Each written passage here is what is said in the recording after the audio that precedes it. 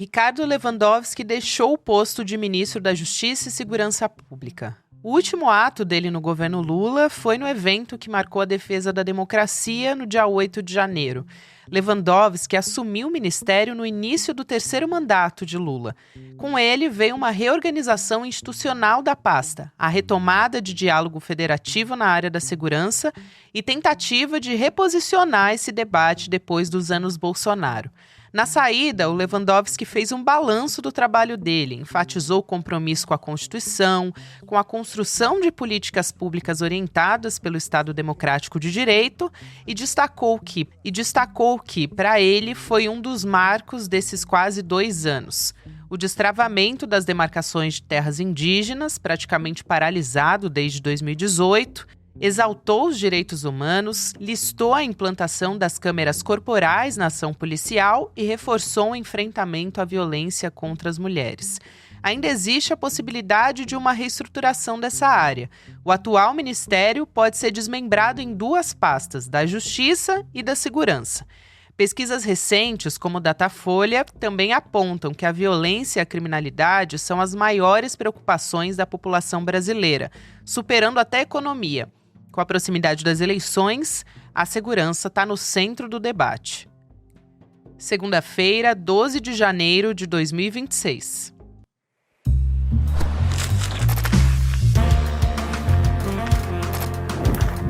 Sou a Gabriela Varela, esse é o podcast do Análise com mais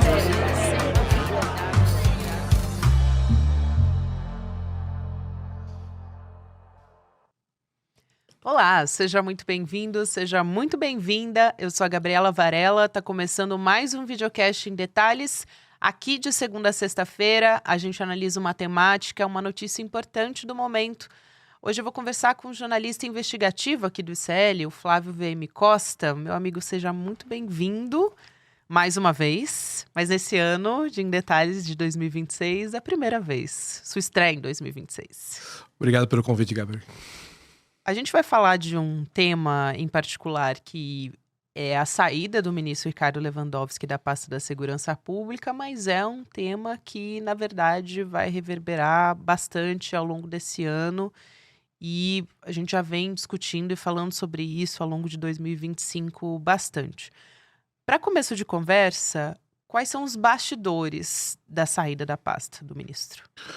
Gabi, o ex-ministro agora, Ricardo Lewandowski, ele sai bastante magoado com o presidente Lula e com o PT. Ele sofreu uma série de embates durante os últimos meses da sua gestão, principalmente com o ministro da Casa Civil, Rui Costa, ex-governador da Bahia, porque há uma disputa sobre uma discussão sobre desmembrar a pasta da Justiça em 2 pastas, Ministério da Justiça e da Segurança Pública. O ministro era contra essa divisão das pastas, porque diminuiria a atuação e a influência dele nos bastidores. Ele se sentia muito exposto em relação à questão do Congresso, muito isolado, e aconteceu uma série de situações em que, por exemplo, ele numa certa reunião com o ministro da Casa Civil, ele chegou a dizer para o Rui Costa que se ele quisesse a segurança pública, que ele levasse, e foi um momento assim constrangedor, digamos assim, para quem estava presente também, Houve também uma certa cobrança sobre a atuação dele depois daquela chacina, na operação no Rio de Janeiro, porque esperava-se que ele tivesse um perfil mais combativo, mais político, rebatesse aquelas acusações do governador do Cláudio Castro do Rio. E ele esse não é o perfil do ministro. Ele não é Flávio Dino, é um ministro do STF. Ele é pouco afeito a discussões, a debates. Não é havia uma cobrança também que ele divulgasse mais, as ações da Polícia Federal no combate ao crime organizado. E ele resistia a isso, porque ele se dizia: eu não sou o garoto propaganda, O ministro é um homem de diálogo, de interlocução, é o professor emérito da USP, Ele não tem esse perfil, como eu disse, de bater de frente, de politizar, as situações, Isso gerou uma série de desgaste até que a própria ida dele ao ministério já não era uma coisa, já não foi uma coisa fácil, porque a família dele não queria isso, né? O Lula teve que ligar para a esposa do ministro para convencê-la para que, né, ficasse tudo bem, ele fosse ao ministério. E ele resolveu, assim, que tinha chegado ao limite e resolveu, digamos, se aposentar e passar a curtir a família, os netos. Se aposentar de fato agora. De fato, né? Do STF, né? Mas é isso, assim, uma série de embates com o governo e com o PT, com o partido, né, de Lula, e uma certa sensação de isolamento em relação ao presidente, né? Tanto é que, ao que parece, a primeira vez que eles tiveram a sós em tantos meses, né, dele à frente da pasta foi agora, quando ele se despediu. Nessa reunião. Decidir pela em que ele entregou a carta, né? A carta de demissão ao presidente. Aliás, eu queria chamar a atenção para essa carta, porque acho que corrobora com isso que você está falando. Porque ele diz que exerceu as atribuições com zelo, com dignidade e consideradas as limitações políticas, conjunturais e orçamentárias das circunstâncias pelas quais passamos. Também é uma das questões apontadas. Todos esses bastidores que você coloca, a questão da verba para a pasta também. Sim, o Ministério da Justiça ele cuida de vários problemas, né? Cuida da questão indígena, cuida da questão da migração, cuida da questão da segurança pública, né? Através da PF, Polícia Rodoviária Federal. É um ministério gigantesco, assim, e nem sempre o orçamento está de acordo, né, com a gama de atribuições, né? E ele teve muita dificuldade em relação a isso também, né? Isso, e outro ponto que você chamou a atenção, e eu até queria reforçar aqui, Flávio, é essas críticas que ele teve depois de um pronunciamento que não foi tão enérgico diante de uma afirmação do governador do Rio de Janeiro, Cláudio Castro, que promoveu a operação mais letal da história do Rio de Janeiro e depois disse que tinha feito um pedido de apoio para o governo federal e não teve retorno. Então, foi pouco rebatida essa afirmação, não foi o suficiente. Você acha que isso desgastou a imagem dele de alguma maneira? E eu te pergunto sobre a avaliação, que é um ministro mais técnico, Lewandowski, como você colocou aqui. Então, o seu balanço sobre essa atuação. Até na saída dele, ele colocou algumas questões ali, como, por exemplo, demarcação de terras indígenas, que era algo que estava sendo bastante travado, ele coloca como uma atuação, né? Fez ali, vamos dizer, uma lista de coisas que ele ressalta sobre o próprio trabalho, a atuação dele na pasta. Eu acho que, de fato, o ministro foi meio lento ao responder, na minha opinião, né, ao governador Cláudio Castro. Acho que ele não foi feliz, assim, acho que ele poderia ter sido muito mais enérgico. Eu acho que se fosse o Flávio Dino, né, o antecessor dele, acho que deveria uma posição muito mais aguerrida e muito mais enfática, né, em relação ao que era a verdade dos fatos ali naquela situação. O Chico Sá até fez uma comparação junto com a Lu Vilela de quando a gente teve na saúde a Anísia Trindade, que é uma ministra técnica, com a entrada do Padilha, que é uma pessoa, enfim, que tem um perfil mais político e de comunicação com a população, para as pessoas, assim, compreenderem um pouco desse cenário. E o ministro é isso, né? Eu acho que até é difícil para alguém que foi ministro da Suprema Corte, e foi presidente da Suprema Corte, né? Lidar com essas questões, digamos, mais rasteiras da política do dia a dia, né? Assim, eu acho que tem aí uma questão de perfil muito, muito clara, né? Eu acho que ele teve certas dificuldades também, né? Por exemplo, houve uma demora muito grande do governo de apresentar a PEC da segurança pública. Isso ficou meses na mão do governo, né? E isso demorou demais. Mas, por exemplo, porque ele tinha, digamos assim, um adversário, entre aspas, no próprio governo, que é o Rui Costa. Esse projeto ficou na pasta dele meses, né? O Rui Costa segurando, né? E é isso, o ministro, ele tinha boa interlocução com alguns políticos. Ele atendia muito políticos da oposição no gabinete dele, inclusive. Isso foi até uma certa crítica, entre aspas, né? Porque parecia que ele atendia mais políticos da oposição do que do governo. Mas ele não tem esse perfil, né? De um cara que saiba lidar com essas picuinhas de Brasília, né? Assim, e pessoas como o ministro como o Ricardo Lewandowski, que tem muita dificuldade de lidar com isso, né? Com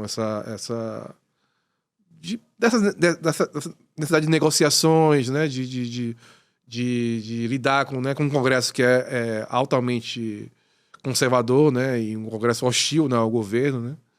E é uma pasta que a gente sabe que cuida de um assunto que talvez será o assunto mais importante da eleição, né? Então, assim, toda medida do governo, toda projeto do governo enfrenta muita dificuldade de aprovação no Congresso, porque a oposição não quer dar trunfo pro governo, né? E é um assunto que a oposição, ela tem um discurso muito formatado, muito já conhecido, né? Então, eu acho que é uma gestão que ele teve, né? Algumas vitórias, mas é uma gestão, digamos, marcada talvez pela essa insuficiência, né? Ele sai sem aprovar, sem ter aprovado, né, junto ao Congresso, a PEC da Segurança Pública. A própria PL da antifacção sofreu várias derrotas, né? Mudanças ali na Câmara, foi pro Senado, voltou agora, a gente não sabia, né? Assim... E ao mesmo tempo a saída dele talvez dificulte, né? Essa própria aprovação desses dois projetos, né? Essa é uma coisa que eu quero te perguntar sobre o perfil desse ministro que vai assumir agora, né? Os cotados, aliás, porque a pasta pode ser desmembrada. E se essa pessoa que tenha a capacidade política de levar adiante essa PEC da segurança pública, com um perfil que combine ali esses elementos de uma capacidade técnica com uma capacidade de interlocução política, se essa pessoa existe hoje. A pessoa existe, mas tá no STF, né? Que é o Flávio Dino, assim, né? Nós não temos... o governo não tem um novo Flávio Dino, assim. É um perfil muito específico, né? Porque de uma pessoa de um saber jurídico muito grande, um juiz federal, de um político, né, muito experiente, senador, governador do Maranhão, de um homem de uma retórica muito capaz, né? Então o Flávio Dino sabe o momento de atacar, sabe o momento de ser irônico, sabe o momento de conversar. Então, assim, não tem ninguém com esse perfil hoje, né? Os cotados, pelo que eu apurei e que os outros colegas publicam, são o André Rodrigues, né, o diretor-geral da Polícia Federal, que, pelo que eu sei, é o preferido do presidente, do Lula. Há um outro nome muito forte nos bastidores, que é do Wellington César, que atualmente advogado-geral da Petrobras, já foi ministro da Dilma por 11 dias em 2016. É um nome muito defendido pelo Jorge Messias, né? Talvez o futuro ministro do STF, ex-AGU, pelo ministro Rui Costa e pelo senador Jacques Wagner. Então ele tem esse nome aí muito forte nos bastidores. Falava-se muito do Pacheco, mas Rodrigo Pacheco, né? O senador, ele não vai... Não é de interesse dele, ele não... É um cargo que ele não vê grandes políticos, né, para ele assumir. É uma batata quente dele. Fala-se outros nomes, como Marco Aurélio Carvalho, aquele advogado ligado ao grupo Prerrogativas. Mas eu diria o próprio Tarso Genro, né, que é um nome que o PT até... É nome histórico do PT, que o PT até aceitaria com facilidade. Mas você não... Assim, me parece que num nome que agregue capacidade política com capacidade técnica, não existe nesse momento. E aí, como é que fica a PEC da segurança nesse cenário? Qual que é a insegurança? A PEC da segurança que ela cria, né? Ela coloca na Constituição o Sistema Único de Segurança Pública, né? Ela dá um marco institucional ao combate à segurança pública, integra as polícias, né? Em vários níveis federais, municipal, inclusive, por exemplo, a Guarda Municipal, polícias militares, cria um sistema integrado de dados, porque o Brasil, a gente vive quase na Idade Média, assim, em termos de políticas públicas, em termos de dados, de integração de informações, né, na área de segurança pública, né? Mas ela está no momento na Câmara Federal, vai passar por comissões ainda. O relator é o deputado federal Mendonça Filho. E eu acho que há uma certa nebulosidade assim, sobre o que será dessa PEC da segurança pública, né? Inclusive, a criação do Ministério da Segurança Pública está diretamente ligada à aprovação da PEC. O governo não vai criar o ministério agora, até porque tem entraves burocráticos, tem toda uma questão burocrática para se resolver. Só vai criar o ministério depois da aprovação da PEC. E isso pode acontecer, sei lá, no segundo semestre, ou talvez o governo espere, caso o Lula vença, né, consiga a sua reeleição, esse ministério ser aprovado, ser criado em 2027. Eu até lembro aqui, a gente já teve alguns casos bem graves de roubo de armas, por exemplo. Quando você fala sobre essa unificação de banco de dados, é dificílimo você conseguir identificar essas armas, né, Flávio? Eu acho que não é um assunto fácil para você colocar, até como uma discussão política da importância disso para a população, que como é que isso na ponta vai, na verdade, proteger essa população ou esse cidadão. Mas acho que é uma discussão que precisa ser colocada, né? E que a gente vai enfrentar no ano de 2026. Então, eu queria te perguntar um pouco nesse sentido também, que é as pautas que precisam de atenção e que muitas vezes não estão no olhar até da grande imprensa, porque é um assunto difícil de ser colocado, enfim, tem a discussão, não tem tanto apelo midiático, vamos dizer assim. E tem outras que são muito fáceis de identificar, porque estão crescendo a olhos vistos, tipo os casos de feminicídio, que no final do ano passado, no começo desse ano, estamparam manchetes, e a gente vê diversas imagens, e semanalmente está sendo bastante cobrada essa questão também, né? Eu vou dar um exemplo, Gabi, de um outro assunto. Desaparecimento de pessoas.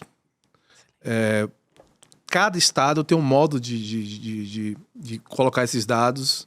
Esses dados não são integrados, então você não sabe, por exemplo, se você não consegue investigar de maneira interestadual um desaparecimento, porque as polícias não se conversam, né? Cada estado, como eu falei, tem um modo de tratar essas informações. E a questão da segurança pública vai ser o assunto do ano que vem, né? E o governo... Esse ano, né? Esse ano, desculpe. Estamos em 2026. Esse ato falha, acho que a gente vai comer muito ainda, viu? Bastante. Mas, por exemplo, o governo está atrás de um discurso para isso, né? De um discurso para esse tipo de coisa. E esses dois projetos, a PL da antifacção, né? E a PEC da segurança pública, era a maneira que o governo encontrou de criar um discurso para rebater, né? Criar uma sensação de governo que a esquerda sabe o que fazer em relação à segurança pública, né? Mas é isso, você tem uma certa dificuldade de aprovação nos termos que o governo quer. Não vai ser no termo que o governo quer. Esse projeto vai sofrer várias alterações. Esses dois projetos já sofreram e vão sofrer outras alterações. E aí isso eu vejo como essencial para que o governo se estabeleça na campanha, dizendo, nós fizemos isso e temos como enfrentar a questão da segurança pública dessa maneira, né? Mas agora, nesse momento é difícil, né? Porque nesse momento eu não posso garantir, nem o governo pode garantir como vai ser aprovado esse projeto e quando vai ser aprovado, né? De que maneira também isso vai ser comunicado à população, né? Eu acho que é bastante didática a sua explicação. E aí, pela sua experiência lidando com o tema da segurança pública há muitos anos já, quais são as principais frentes que você colocaria, além dessa unificação do banco de dados, integração entre as polícias, enfim, até porque a gente tem a divulgação anualmente, por exemplo, do Anuário da Segurança Pública. A gente tem produção de dados sobre isso. O que falta é alguém que trate não com populismo penal, mas como ciência baseada em evidências. Evidências a gente tem, de fato, de quais são os principais problemas. Eu acho que a PL da antifacção, do jeito que foi aprovada no Senado, ela é um avanço, né? Porque ela estabelece um marco regulatório de combate ao crime organizado, estabelece as funções de cada, né? Protege a Polícia Federal, mantém a Polícia Federal, né? Na vanguarda, digamos assim, desse combate ao crime organizado. Mas eu não vejo, por exemplo, uma atenção ao caso de solução de homicídios, por exemplo. A gente tem baixíssimo nível, e aí, dentro dos homicídios, né? Os feminicídios, né? Baixíssimo nível de resoluções de casos de homicídio no Brasil, né? E isso, assim, se você não resolve os homicídios, isso transparece a completa ausência do Estado brasileiro. Então você deixa, por exemplo, para as facções resolverem isso nos territórios que são dominados, né?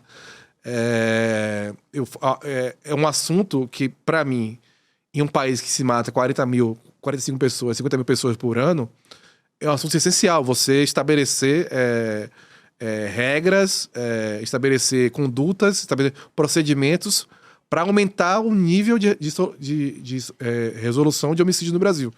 Eu não vejo isso ser debatido ou é debatido muito de maneira periférica. E pessoas muito mais capacitadas do que eu no assunto apontam isso como essencial, né? Para você melhorar não só a sensação de segurança pública, né, das pessoas, mas como na prática, né? Você restabelecer o poder do Estado, não só nos territórios dominados pelo crime organizado, mas também no dia a dia, na rotina das pessoas, né? Então, é muito complicado você morar num país em que você pode ter um parente assassinado, pode você mesmo ser assassinado, e você ter quase certeza que aquele crime não vai ser solucionado, né? Por uma série de falhas no sistema, de precariedade do trabalho da Polícia Civil, né, no vários estados, né? Acho que é um problema que a gente deixa sempre de maneira periférica e deveria ser essencial, né? Isso. E aí, você falou de sensação dessa insegurança pública. Tem pesquisas desde o primeiro semestre do ano passado mostrando que essa é a principal preocupação da população, quando se pensa no principal problema para se resolver hoje. Então, desde Quest, Datafolha, no final do ano também, confirmando isso mais uma vez. E acho, claro, que houve um impulsionamento da Operação do Alemão, do Complexo da Penha e do Alemão, lá no Rio de Janeiro. Aumentou, deixou isso muito mais latente também, o medo das pessoas. Então, claro que tem várias nuances dentro dessas pesquisas, tem questão regional, mas de uma maneira geral é uma preocupação de todo o Brasil. E isso vai ser o tema central das eleições.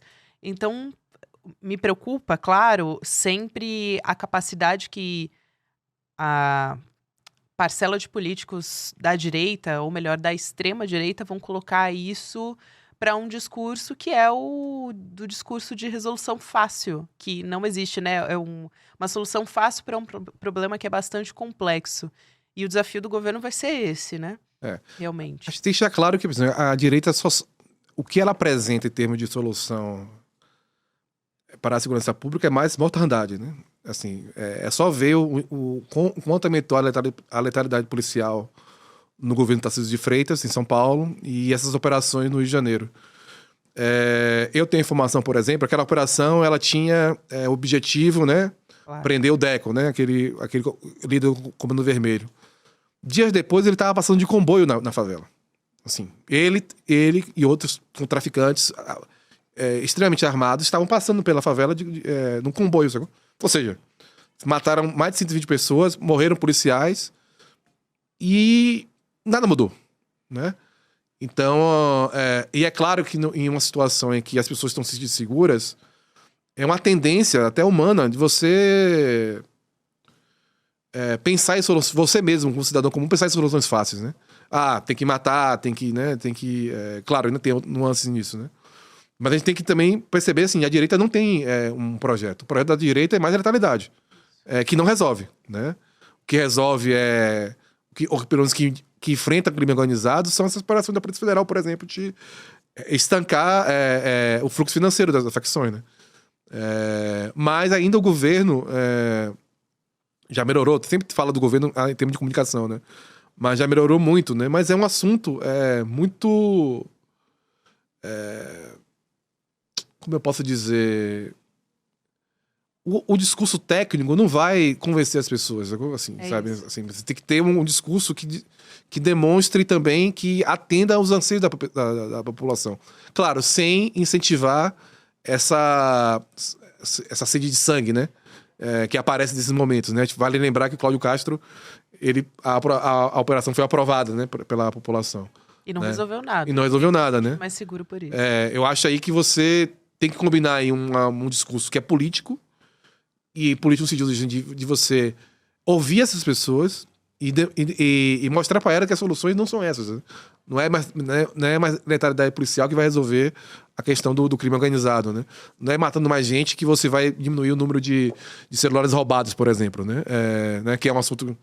Né, todos nós, né, conhecemos gente que sofreu isso, né? O governo até teve aquele projeto, né, aquele programa do celular tal, e tudo, que é até um gol do Lewandowski, por exemplo. Mas é isso, assim, o governo tem um desafio de apresentar as soluções técnicas, mas também de criar um discurso que convença as pessoas que essas soluções são as melhores possíveis, né? Porque é isso, o governo tem a obrigação de falar com o cidadão, de mostrar de uma maneira que seja compreensível por que isso resolve e a letalidade policial, a mortandade não. Até porque você citou aí o PL antifacção, por exemplo, que agora vai voltar para a Câmara dos Deputados em discussão. No final do ano passado o Senado aprovou, mas o Senado aprovou em que moldes, né? Esse PL que é o de combate ao crime organizado, para resumir aqui, porque ele tem várias questões ali. Ele volta com propostas mais parecidas agora com a do governo federal. Porque a versão que foi colocada ali na Câmara e que teve várias alterações... Pelo Derrite, né? Guilherme Derrite, que é o secretário de Segurança Pública era o secretário, do Tarcísio, né? Então, o secretário, ele chegou a alterar 4 vezes o texto numa semana.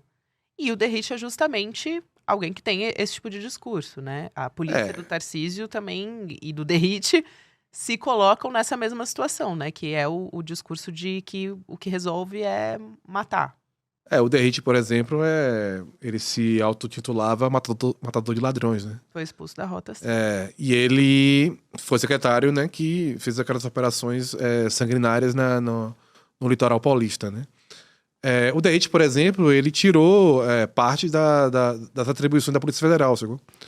E eu não acho, por exemplo, que o governo soube usar isso para criar um discurso para mostrar que a direita não está interessada necessariamente em combater o crime organizado, né?